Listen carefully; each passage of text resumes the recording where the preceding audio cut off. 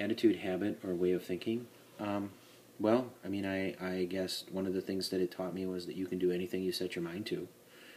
I had to be able to do that. The idea of getting up really early in the morning has never really stuck for me. I'm not a morning person, never have been, so that one didn't take quite as well. I do think that the idea of having respect and maintaining military discipline are two things that have stayed with me over time. And that idea that if you keep working at something, you can achieve it and you will be successful at it.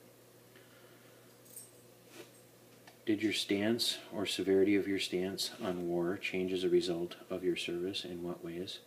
I honestly don't think my stance changed much.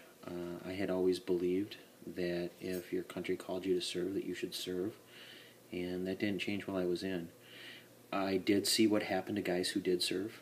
Some of the guys I know that went to Desert Storm served and came back, and they were different and they were changed. I mean, they had seen men die, and some of them were able to handle it better than others.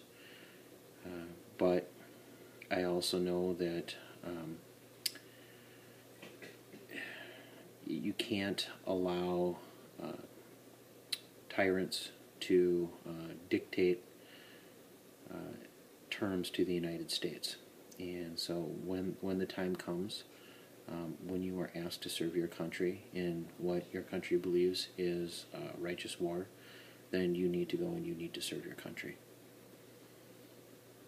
If you had been called into war, do you feel you were physically and mentally prepared for the task? Absolutely. At the end of basic training, I really feel like I could have gone into a battle with the guys around me, hopefully, and that we would have been successful under the right circumstances.